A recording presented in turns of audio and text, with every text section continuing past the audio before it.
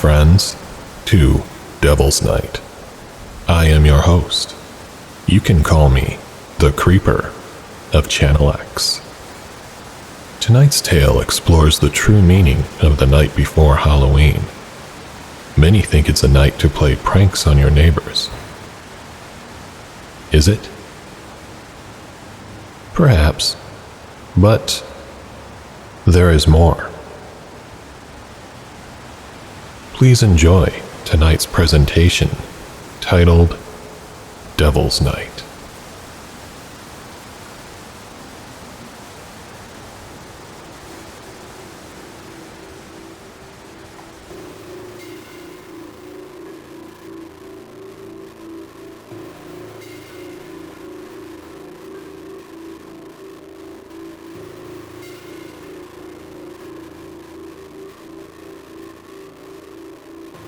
Devil's Night.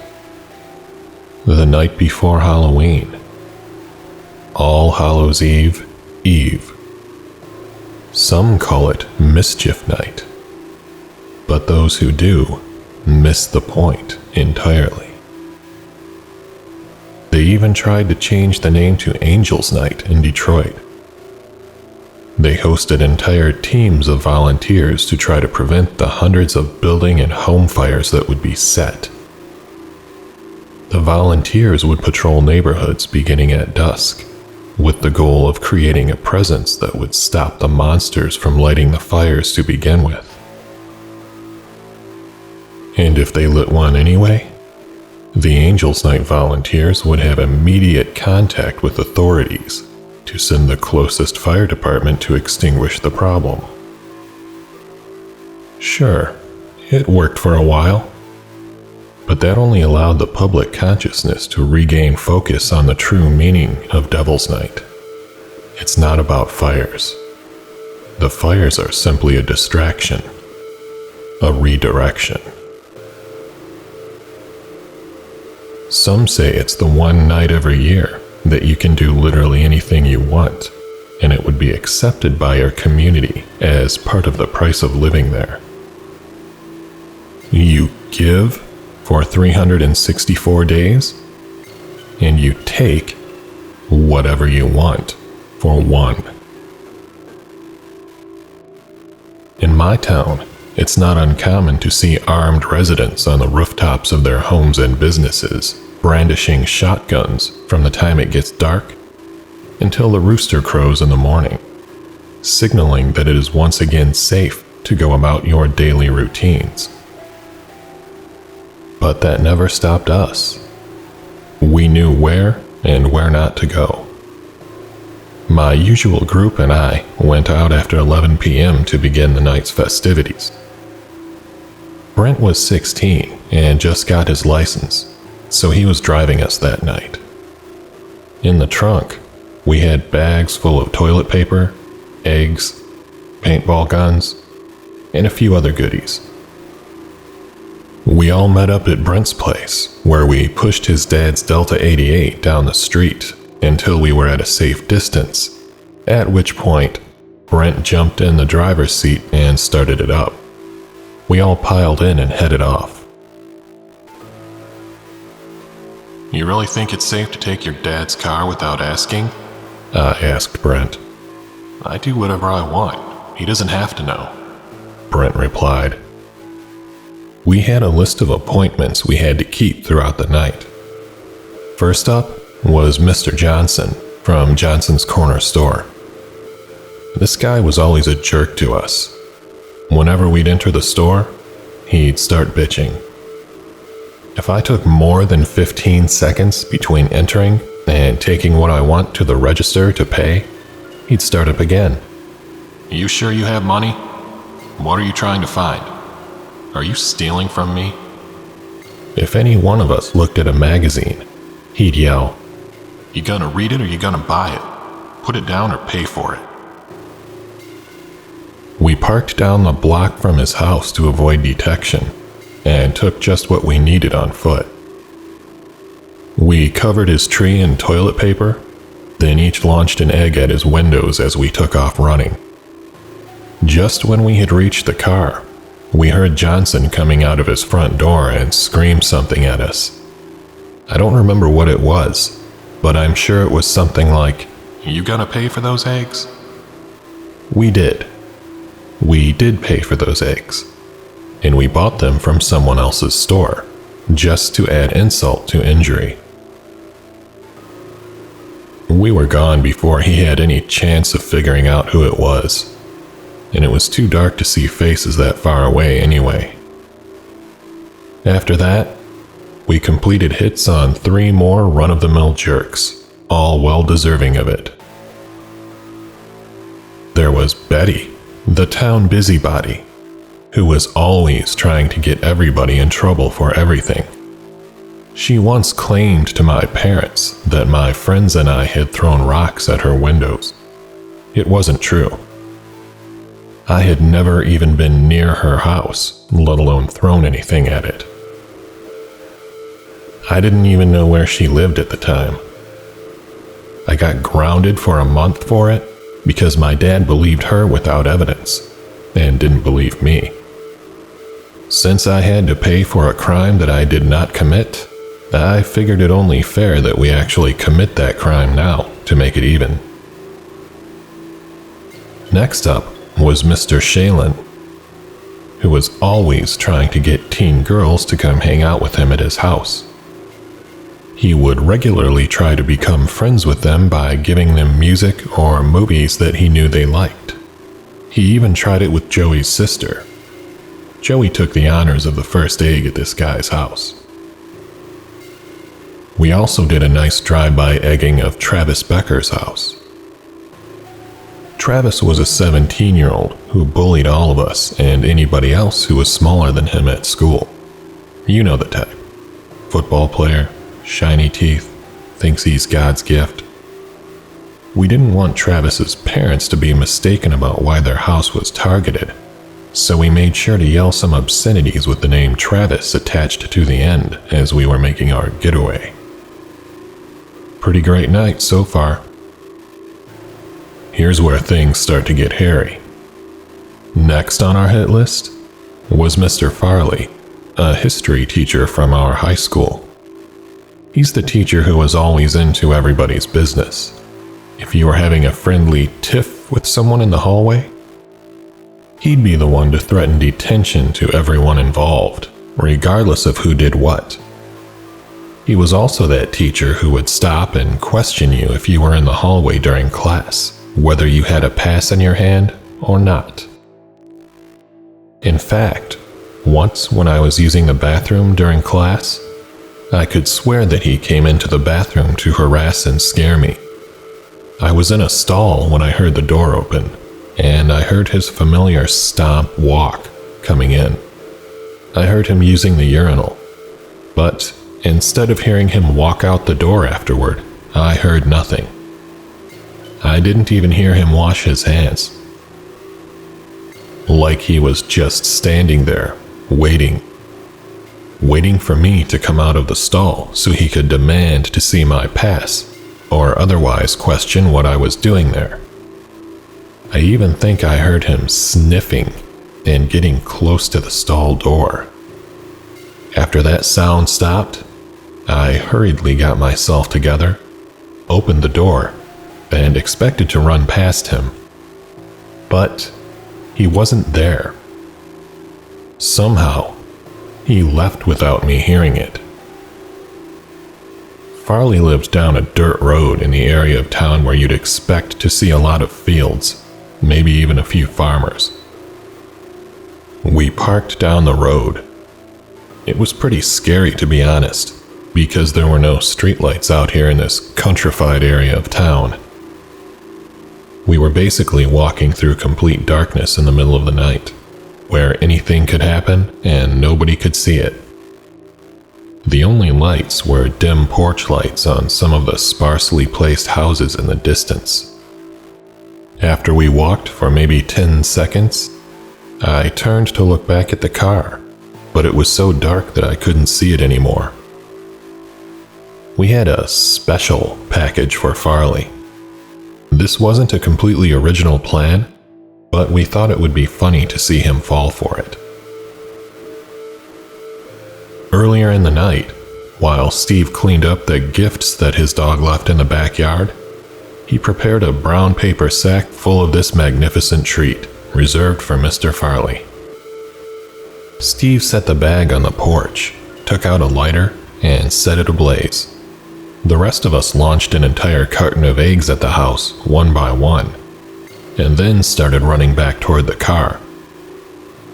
As we were running, I turned to look over my shoulder and saw Farley open his front door, look down at the flaming bag, and then turn his head in our direction and just stare. He didn't bother with the flaming bag. He let it burn. He knew what this was. A few seconds later, I took another look over my shoulder to see Farley's shadow backlit by his porch light. He jumped off of the porch and ran in our direction. "Oh God, he's coming!" I yelled. "What?" yelled Joey. I breathed a sigh of relief when I saw the car appear to emerge from the darkness as we ran toward it. We all jumped in, and Brent started it up. As the tires were spitting up dirt and we were starting to pull away, there was a loud thud from behind. When I looked back, the rear window was splattered brown. Farley had thrown Steve's doggy bag at our rear window. Go, get out of here!" Joey screamed. We fishtailed down the dirt road and sped toward our freedom. "Holy," breathed Steve. "What the added Joey. Did he see any of our faces?" asked Brent. "I don't know," I answered. We were all silent for maybe 20 seconds. Our silence was then interrupted by a loud bang. Something hit the car. "Oh, what was that?" exclaimed Brent. I looked out the side window. Something was trailing us. "There's something out there," I said. "My dad is going to kill me. He loves this car," said Brent. "This car is a piece, dude," said Joey. "Oh, I'm sorry. Your car is so much better." "Oh, that's right. You don't have one," replied Brent. I reiterated. "Guys, shut up. There's something following us." "What?" replied Joey. "I don't know. It looks like an animal or something." "Dude, we're doing 50 miles per hour. What runs that fast?" said Brent. Nobody answered. We were quiet for several minutes. "I'm done for tonight. This is crazy," said Brent, interrupting the silence. "Let's just go to the field," I said. The field was what we called the playground on my street. We would hang out there at night, for lack of other places to go. We parked the Delta and went and sat at the table that we always use. "There are huge dents in the back and side of my car," said Brent. "That was crazy," said Steve. "That's an understatement," said Joey. "That guy is nuts," I added. "I'm dead. My dad is gonna kill me when he sees that not only did I take his car without asking, but got it destroyed by some crazed lunatic," said Brent. "Okay, Cameron. I just hope he didn't identify any of us," said Joey. We sat in contemplation for a few minutes. I was staring off into the distance at nothing in particular when I noticed a shape in the darkness that appeared to be moving. "Guys, what is that?" I whispered. "What?" asked Steve. "That. Over there. It's moving," I replied. Everyone turned to look. After we all started staring, the thing looked like it realized we had taken notice of it, and it started moving faster. And it was obvious that it was moving in our direction. "Run!" Brent screamed. Everyone jumped up and took off toward the car. Brent attempted to get in the car to make our getaway, but it was too late. The thing was upon him as soon as he stopped running to open the door. Whatever it was on all fours. It toppled him like he was nothing. Brent let out a blood-curdling scream, which was cut off after only a split second by the thing tearing his throat out. The rest of us kept running away from the car.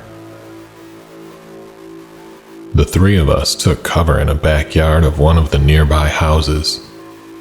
There was a barn in the back that we took shelter in, and tried to block the door by pushing a small tractor in front of it. "What are we going to do? I don't want to die," whispered Joey. "Shut up and wait for morning," replied Steve. Update. This is Joey. I'm finishing Bobby's story for him. I found this typed into his phone in the morning. He can't finish it himself, so I'm doing it to honor him. Last night, in the barn, we started hearing a deep growling sound from outside. It was moving around the building and stepped in front of the door, where whatever it was started knocking quietly. We all sat frozen in place, trying not to even breathe. Bobby looked at us and whispered, "Shh." I stood up as quietly as possible to see if I could see anything outside of the dusty window on the side of the barn facing the door. Whatever this thing was, it was large, like some sort of animal. It was 6 feet tall, even though it was standing on all 4 of its legs. Steve and I climbed up to the hayloft in the barn to hide. Bobby stayed hidden on the lower level, even though we asked him to come up there with us. I don't know why he stayed down there. It was then that the thing outside of the barn started speaking. In a very low, gravelly, inhuman-sounding voice, it said, "This isn't going to look good on your permanent high school record, boys. You don't want to get in trouble now, do you?" We all stayed silent. "Bobby," it said. I don't know why he did it, but Bobby replied, "Mr. Farley?" he said. The thing then laughed quietly from outside the door, then said, "I knew you'd do the right thing, Bobby. Let me in, and we'll talk about this." Steve and I whispered down to Bobby, "No, shut up. Do not get up." But Bobby ignored us. I think it must have been his good nature, wanting to turn himself in and take his detention as punishment. He got up slowly and walked toward the door. "Yes, that's it. Open the door, Bobby," the thing said. Steve and I pleaded once more through whispers. "No, don't, Bobby. Stay away from the door." But we were too late. Bobby's sense of morality overtook him. He pushed the tractor out of the way and opened the door. I covered my mouth with one hand and Steve's with the other to prevent us from both accidentally making a sound. From our angle, all I could see was a large, dark shadow, backlit by moonlight, staring down Bobby. This thing was not a person. It was something else. It walked slowly through the door, while Bobby walked backward, matching its pace. "It's important that you find the true meaning of Devil's Night, Bobby," said the thing in its terrible voice. This isn't about you or your friends. It continued. It's about us. The people of this town will surely remember after tonight. And with that, it overtook Bobby. There was nothing he could do to fight it. It was over in an instant. Bobby now lay silent while the thing enjoyed its meal. After the thing finished, it moved back toward the door, then stopped just before exiting. And without even turning back to look, said in its demonic voice, You boys make sure you're in school on Monday. and then left through the door from which it entered. Silently. Neither Steve nor I spoke a word until sunrise. We climbed down from the hayloft. All that was left of Bobby was his clothing and his phone. I picked up his phone and put it in my pocket. Steve and I quietly walked outside, each going our own way home.